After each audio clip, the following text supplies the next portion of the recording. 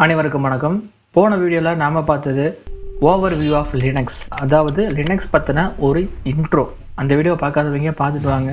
அதுக்குண்டான லிங்க்கை மேலே ஐ பட்டன்லேயும் கொடுத்துருக்கோம், கீழே டிஸ்கிரிப்ஷன்லேயும் நாங்கள் லிங்க்கை கொடுத்துருக்கோம். அதை கிளிக் பண்ணி நீங்கள் அந்த வீடியோவை பார்த்துட்டு வாங்க. இன்றைக்கி நம்ம பார்க்க போகிற வீடியோ உபுண்டு OS எப்படி டவுன்லோட் பண்ண போகிறோம். விர்ச்சுவலாக உபுண்டு OS இன்ஸ்டால் பண்ணுறதுக்கு ஏதாவது டூல் இருக்கா, அப்படி அந்த டூல் இருந்தால் அதை எப்படி யூஸ் பண்ணுறது, அந்த டூலில் உபுண்டு OS எப்படி இன்ஸ்டால் பண்ண போகிறோம், இதை தான் நாம் இந்த வீடியோவில் பார்க்க போகிறோம். வாங்க வீடியோக்குள்ளே போகலாம்.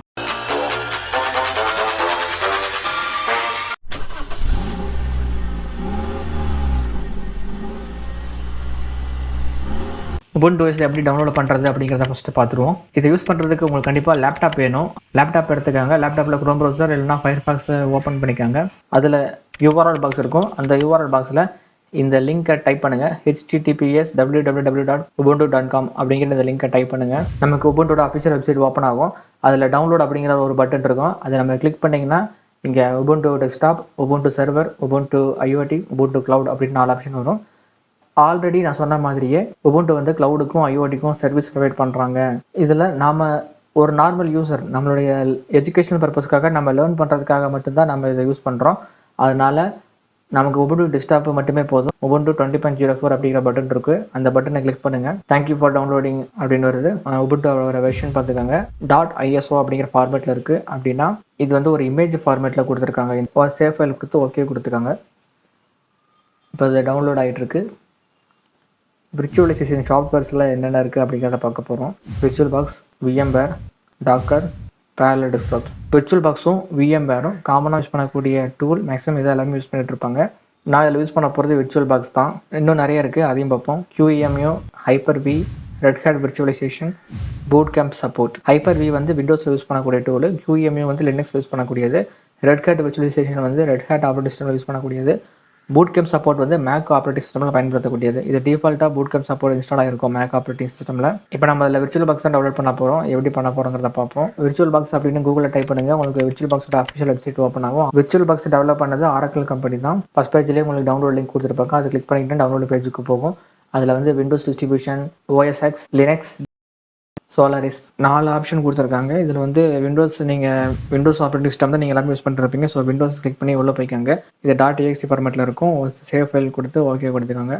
இதுவே நீங்கள் லினக்ஸ் டிஸ்ட்ரிபியூஷன் போகிறீங்க அப்படின்னா எல்லா ஆப்ரேட்டிங் சிஸ்டமும் இதுக்குள்ளே இருக்குது. உங்களுக்கு ஆரக்கிள் லினக்ஸ்லேருந்து கொடுத்துருப்பாங்க. நான் வந்து உபுண்டு ஆப்ரேட்டிங் சிஸ்டம் தான் யூஸ் பண்ணியிருக்கேன். அதனால் வந்து UBUNTU 20.04 அப்படிங்கிற இந்த லிங்க் கிளிக் பண்ணி நான் டவுன்லோட் பண்ணிப்பேன். உபுண்டுவில் virtualbox டவுன்லோட் பண்ணுறதுனால இது .deb அப்படிங்கிற ஃபார்மேட்டில் இருக்குது. இது டெபியன் ஃபேமிலியாக இருக்கிற உபுண்டு OS அப்படிங்கிறனால .deb அப்படிங்கிற ஃபார்மேட்டில் இருக்குது. சேவ் ஃபைல் கொடுத்து ஓகே கொடுத்துருக்காங்க. டவுன்லோட் ஃபோல்டருக்குள்ள தான் நீங்கள் டவுன்லோட் பண்ண virtualbox இருக்கும். அது டபுள் கிளிக் பண்ணிங்கன்னா உங்களுக்கு இந்த மாதிரி பாக்ஸ் ஓப்பன் ஆகும். இந்த இன்ஸ்டாலேஷன் பாக்ஸில் வந்து நீங்கள் நெக்ஸ்ட்னு கொடுத்துட்டே போனீங்கன்னா உங்களுக்கு வந்து அது இன்ஸ்டால் ஆகிடும். விண்டோஸில் வந்து சாஃப்ட்வேர் இன்ஸ்டால் பண்ணுறது ஒன்றும் கஷ்டமான விஷயம் கிடையாது, ஈஸி தான்.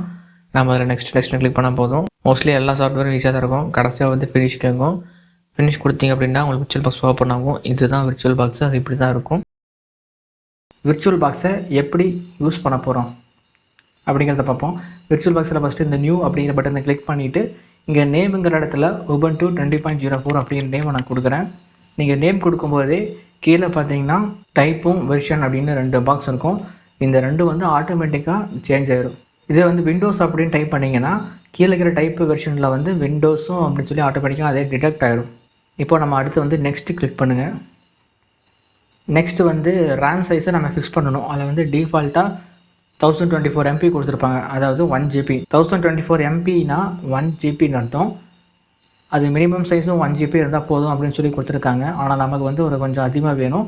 ஒரு 4 GB ரேம் நான் கொடுக்க போகிறேன். 4096 MB கொடுத்தா 4 GB ரேம் அப்படின்னு அர்த்தம். 1024 × 4 = 4096, அதாவது 4 GB. அடுத்து ஹார்ட் டிஸ்க் வந்து மினிமம் ஹார்ட் டிஸ்க் சைஸ் வந்து 10 GB கொடுத்துருக்காங்க. அதுவே போதும், அதோட அதிகமாக கொடுக்க வேண்டிய அவசியம் கிடையாது. இதில் வந்து 3 ஆப்ஷன் இருக்குது. ஃபர்ஸ்ட் ஒன் வந்து do not add a virtual hard disk அப்படின்ட்டு இருக்குது. ரெண்டாவது create a virtual hard disk now அப்படின்ட்டு இருக்குது. மூணாவது use an existing virtual hard disk file அப்படின்ட்டு இருக்குது. ஃபர்ஸ்ட் ஆப்ஷன் சூஸ் பண்ணிங்கன்னா உங்களுக்கு வந்து ஹார்ட் டிஸ்க் ஃபைல் வந்து கிரியேட் ஆகாது. செகண்ட் ஆப்ஷன் சூஸ் பண்ணிங்கன்னா இப்போவே வந்து கிரியேட் ஆகணும், நம்ம அதான் கொடுக்கணும். மூணாவது ஆப்ஷன் என்னென்னா லெஃப்ட் சைடில் ஆல்ரெடி 3 விர்ச்சுவல் பாக்ஸ் இன்ஸ்டால் பண்ணிக்கிறோம். அந்த விர்ச்சுவல் பாக்ஸில் இருக்கிற ஹார்ட் டிஸ்கோட சைஸை நம்மளுடைய விர்ச்சுவல் மிஷினுக்கு அது எடுத்துக்கும். நமக்கு அது தேவையே இல்லை. ஏற்கனவே இருந்தது அப்படி இருக்கட்டும், நம்ம புதுசாக கிரியேட் பண்ணிக்கலாம். அதனால் செகண்ட் ஆப்ஷன் கொடுத்துக்கிறோம். கிரியேட் பட்டனை கிளிக் பண்ணிக்கோங்க. அடுத்து வந்து ஹார்ட் டிஸ்க்கு ஃபைல் டைப் கொடுத்துருக்காங்க. அதில் வந்து 3 இருக்குது. ஒன்று வந்து VDI, இன்னொன்று வந்து VHD, மூணாவது வந்து VMDK. ஃபஸ்ட்டு VDI அப்படின்னா விர்ச்சுவல் பாக்ஸ் டிஸ்க் இமேஜ். இது வந்து விர்ச்சுவல் பாக்ஸோடைய ஹார்ட் டிஸ்க் ஃபைல் டைப்பு. ரெண்டாவது VHD அப்படின்னு இருக்குது. அப்படின்னா விர்ச்சுவல் ஹார்ட் டிஸ்க். இது வந்து மைக்ரோசாஃப்ட் ஹைப்பர்-V அப்படின்னு சொல்லி ஒரு டூல் பார்த்துருக்கோம்ல, அந்த டூலோட ஹார்ட் டிஸ்க் ஃபைல் டைப்பு. மூணாவது இருக்கிற VMDK வந்து விர்ச்சுவல் மெஷின் டிஸ்க்கு. இது வந்து VMware, QEMU, பேரலல் டெஸ்க்டாப் இந்த மாதிரியான விர்ச்சுவலைசேஷன் சாஃப்ட்வேர்ஸ் இருக்குல்ல, அதோடைய ஹார்ட் டிஸ்க் ஃபைல் டைப். இந்த 3மே சப்போர்ட் பண்ணும்.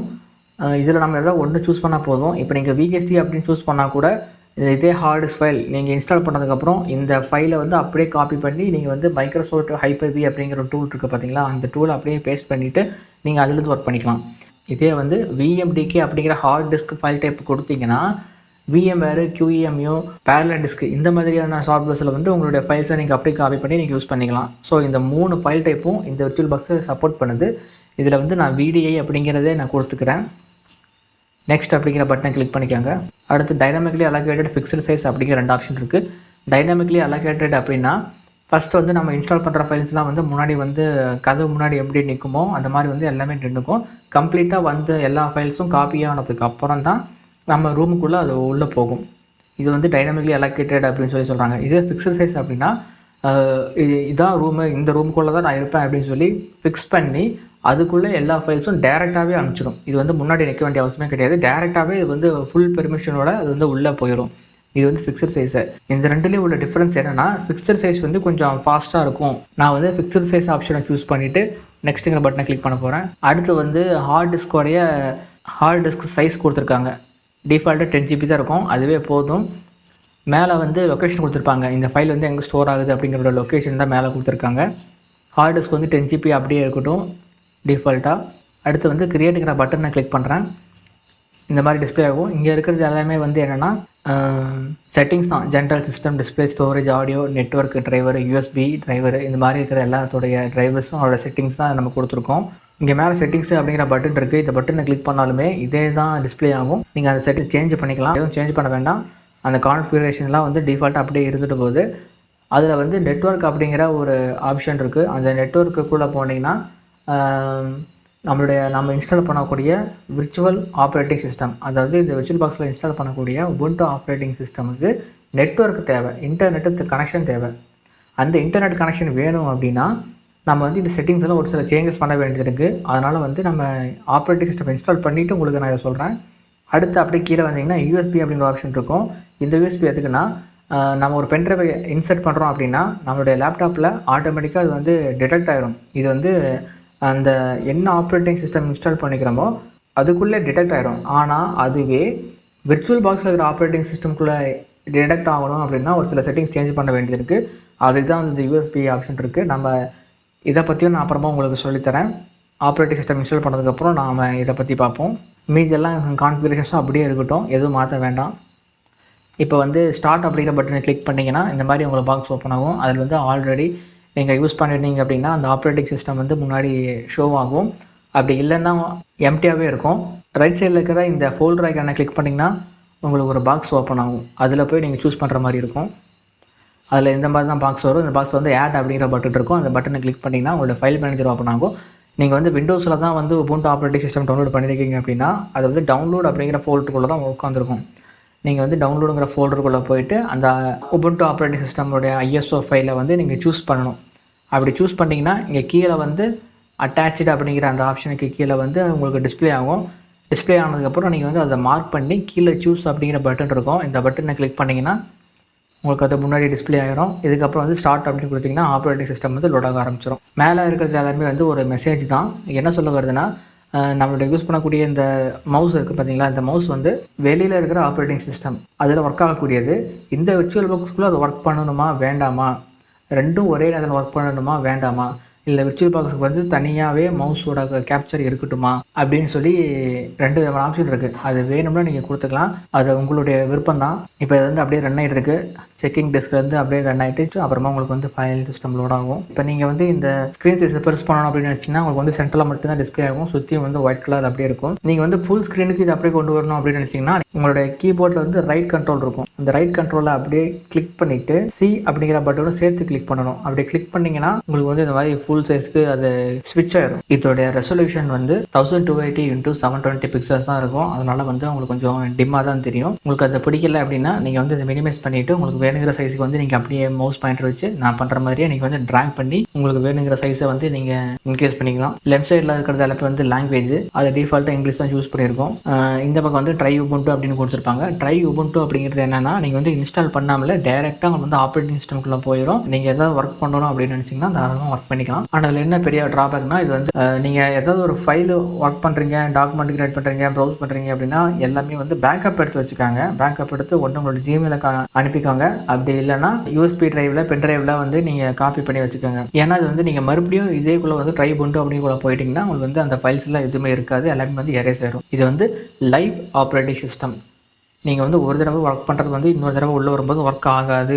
அது எல்லாமே வந்து எரேஸ் ஆயிடும். ஃப்ரெஷ்ஷாக தான் உங்களுக்கு ஓப்பன் ஆகும். அதனால் வந்து முடிஞ்சளவுக்கு பேக்கப் எடுத்து வச்சுக்கோங்க. ரைட் சைடில் இருக்கிறது வந்து இன்ஸ்டால் உபுண்டு அப்படின்னு இருக்கும். அதை தான் நம்ம பண்ண போகிறோம். அதை கிளிக் பண்ணிங்கன்னா எப்படி இன்ஸ்டால் பண்ணுறது அப்படிங்கிறது ஸ்டெப் பை ஸ்டெப்பாக பார்ப்போம். ஃபஸ்ட் வந்து கீபோர்ட் லேஅவுட். கீபோர்ட் லைட் வந்து டிஃபால்ட்டாக இங்கிலீஷ், யுனைடெட் ஸ்டேட்ஸ் அப்படிங்கிறதான் சூஸ் ஆயிருக்கும். நம்ம அதுவே இருக்கட்டும். கண்டினியூ கொடுத்துட்டா அடுத்து வந்து அப்டேட்ஸ் அண்ட் அதர் சாஃப்ட்வேர் அப்படின்னு இருக்கும். இதில் வந்து எப்படி இன்ஸ்டாலேஷன் பண்ண போகிறோம் அப்படின்ட்டு கொடுத்துருப்பாங்க. நார்மல் இன்ஸ்டாலேஷன் தான் சூஸ் ஆயிருக்கும். அதுவே கொடுத்துக்கோங்க. அதிலே வந்து web browser, software, games, media players இந்த மாதிரி எல்லாமே வந்து ஆட்டோமேட்டிக்காக இன்ஸ்டால் ஆகிடும். இதில் வந்து download updates while installing Ubuntu அப்படின்னு இருக்கும். இதை சூஸ் பண்ணிட்டீங்க அப்படின்னா நீங்கள் இன்ஸ்டால் பண்ண உங்களுக்கு லேட்டஸ்ட் வெர்ஷனுக்கு அப்படியே அந்த சாஃப்ட்வேர்ஸ்லாம் வந்து அப்டேட் ஆகிட்டே இருக்கும். ரெண்டாவது ஆப்ஷன் சூஸ் பண்ணிங்கன்னா வந்து தேர்ட் பார்ட்டி சாஃப்ட்வேர் வந்து இன்ஸ்டால் பண்ணிக்கலாமா அப்படின்னு ஆப்ஷன் இருக்கும். அதை கிளிக் பண்ணிங்கன்னா தேர்ட் பார்ட்டி சாஃப்ட்வேர் வந்து கிராஃபிக்ஸ்க்கு, வைஃபைக்கு, மற்ற அடிஷ்னல் டிரைவர்ஸ் ஏதாவது தேவைப்பட்டுச்சுன்னா அது எல்லாமே வந்து தேர்ட் பார்ட்டி சாஃப்ட்வேர் யூஸ் பண்ணி இன்ஸ்டால் பண்ணிடும். நான் செகண்ட் ஆப்ஷன் சூஸ் பண்ணிவிட்டு கண்டினியூ கொடுத்துட்றேன். அடுத்து வந்து இன்ஸ்டாலேஷன் டைப்பில் இருக்கும். அதில் வந்து erase disk and install Ubuntu அப்படிங்கிற ஆப்ஷன் இருக்கும். ஃபர்ஸ்ட் ஆப்ஷன் சூஸ் பண்ணிட்டீங்க அப்படின்னா உங்களுக்கு டோட்டலி ஹார்ட் டிஸ்க் அப்படியே மொத்தமாக எரேஸ் பண்ணிட்டு அது புதுசாக இன்ஸ்டால் ஆக ஆரம்பிச்சிடும். ஸோ இதில் வந்து நிறைய ஃபைல்ஸ் எல்லாம் வந்து டெலிட் ஆயிடும். உங்களுடைய personal files, images, audios, videos இது எல்லாமே வந்து டெலிட் ஆக வாய்ப்பு இருக்குது. ரெண்டாவது ஆப்ஷன் வந்து சம்திங் எல்ஸ் அப்படின்னு இருக்குது. இதில் வந்து நீங்களே வந்து பார்ட்டிஷனை கிரியேட் பண்ணி இந்த பர்டிகுலர் பார்ட்டிஷனாக மட்டுமே இன்ஸ்டால் பண்ணிக்கலாம் அப்படிங்கிறது வந்து உங்களாலே பண்ண முடியும். ஸோ அதில் மட்டுமே இன்ஸ்டால் பண்ணிங்கன்னா அதில் மட்டுமே இன்ஸ்டால் ஆகும். மற்ற பார்ட்டிஷனில் எதுவும் டிஸ்டர்ப் பண்ணாது. அதில் இருக்கிற ஃபைல்ஸ் எல்லாமே வந்து அப்படியே உங்களுக்கு இருக்கும். நான் வந்து இதில் வந்து ஆக்சுவலி எந்த ஒரு ஹார்ட் டிஸ்க்குமே கிடையாது. இது வந்து விர்ச்சுவலாக கிரியேட் பண்ணிக்க ஒரு ஹார்ட் டிஸ்க்கு. இதில் வந்து எந்த ஒரு ஃபைல்ஸுமே கிடையாது. அதனால் வந்து ஃபஸ்ட் ஆப்ஷன் யூஸ் பண்ணி நான் டேரெக்டாக அப்படியே கொடுத்துட்றேன். அடுத்து வந்து உங்களுக்கு காட்டும் பார்ட்டிஷன் 1, பார்ட்டிஷன் 5 அப்படின்னு சொல்லி 2 பார்ட்டிஷன் காட்டுது. அதில் பார்ட்டிஷன் 5 பார்த்தீங்கன்னா ext4 அப்படிங்கிற ஃபைல் சிஸ்டம் காட்டும். இந்த ஃபைல் சிஸ்டமில் வந்து ஃபார்மேட் ஆகிருக்கு. இந்த ஃபைல் சிஸ்டமில் தான் வந்து உபுண்டு ஆப்ரேட்டிங் சிஸ்டம் வந்து இன்ஸ்டால் ஆக போகுது. நான் வந்து கண்டினியூ கொடுத்துட்றேன். அடுத்து வந்து லொக்கேஷனை கேட்கும். நம்ம வந்து இந்தியா டிஃபால்ட்டாக கிளிக்காக இருக்கும். அப்படி இல்லை அப்படின்னா நீங்கள் இந்தியாவை கிளிக் பண்ணிக்கோங்க. கீழே வந்து கொல்கத்தா வந்து டிஸ்பிளே ஆகும். இது வந்து டைம் ஜோனுக்கு யூஸ்ஃபுல்லாக இருக்கும். அடுத்து வந்து உங்களுடைய நேம் கேட்கும். நேம் வந்து கொடுத்துருக்காங்க. கம்ப்யூட்டர் நேம் வந்து அதுவே ஜென்ரேட் பண்ணும்.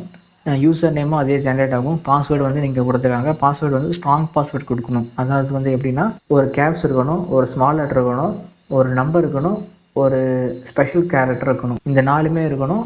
டிஜிட் வந்து நீங்கள் வந்து ஒரு 8 கேரக்டர் இருக்கிற மாதிரி நீங்கள் வந்து பாஸ்வேர்டை சூஸ் பண்ணணும். அடுத்து வந்து லாகின் ஆட்டோமேட்டிக்லி அப்படிங்கிற ஆப்ஷன் கொடுக்காதீங்க. Require my password to login அப்படிங்கிற ஆப்ஷனை கொடுத்துருக்காங்க. அப்போ தான் வந்து இன்ஸ்டால் பண்ணுறதுக்கு அப்புறம் வந்து லாகின் பண்ணும்போது உங்களுக்கு பாஸ்வேர்டு கேட்கும். நான் அடுத்து வந்து கண்டினியூ கொடுத்துட்றேன். காப்பி ஆகும், இன்ஸ்டால் ஆகும், கொஞ்சம் லேட் ஆகும். இன்ஸ்டால் பண்ணி முடிச்சதுக்கப்புறம் ரீஸ்டார்ட் நவ் அப்படிங்கிற ஒரு பாக்ஸ் வந்து நிற்கும். இதை கிளிக் பண்ணிங்கன்னா ரீஸ்டார்ட் ஆகும். Please remove the installation medium and then press enter அப்படின்னு இருக்கும். நம்ம இது என்டரை ப்ரெஸ் பண்ணோம் அப்படின்னா ஆட்டோமேட்டிக்காக ரீஸ்டார்ட் பண்ண ஆரம்பிச்சிடும். ரீஸ்டார்ட் ஆகிடுச்சு. உபுண்டு அட்மின் அப்படிங்கிற யூசர் நேம் காட்டுது. நீங்கள் வந்து என்டர் அடிச்சிங்கன்னா பாஸ்வேர்டு கேட்கும். இந்த பாஸ்வேர்டு பாக்ஸில் என்ன பாஸ்வேர்டு கொடுத்தீங்களோ அந்த பாஸ்வேர்டை டைப் பண்ணிக்கிறாங்க. நானும் டைப் பண்ணிக்கிறேன். ஹோம் பேஜ் இப்படி தான் ஓப்பன் ஆகும். இது வந்து சும்மா ஸ்கிப் அப்படின்னு சொல்லி நீங்கள் கொடுத்துட்டு நெக்ஸ்ட்டுன்னு கொடுத்தா அதை க்ளோஸ் பண்ணிக்காங்க. அது ஒன்றும் பெரிய விஷயம் இல்லை. இதுதான் வந்து டெஸ்க்டாப் இப்படி தான் இருக்கும். இந்த உபுண்டு வந்து ஒவ்வொரு விஷயனுக்கும் ஒவ்வொரு அனிமலை கொடுத்துருப்பாங்க. அடுத்த வீடியோவில் நாம் பார்க்க போகிற கண்டென்ட் என்னென்னா inner view of Ubuntu operating system. அதாவது உபுண்டு ஆப்ரேட்டிங் சிஸ்டம்குள்ளே இருக்கிற பேசிக் விஷயங்களை பற்றி பார்க்க போகிறோம். அதில் என்னென்ன செட்டிங்ஸ் இருக்குது, செட்டிங்ஸ்க்கு என்னென்ன ஆப்ஷன் இருக்குது, இது மாதிரியான விஷயங்களை பார்க்க போகிறோம். தொடர்ந்து நம்ம கூட இணைப்பில் இருங்க. இந்த வீடியோவை உங்களோட ஃப்ரெண்ட்ஸுக்கு ஷேர் பண்ணுங்கள். மறக்காமல் சப்ஸ்கிரைப் பண்ணுங்கள். கூடவே பெல் ஐக்கானும் சேர்த்து கிளிக் பண்ணுங்கள். நன்றி, வணக்கம்.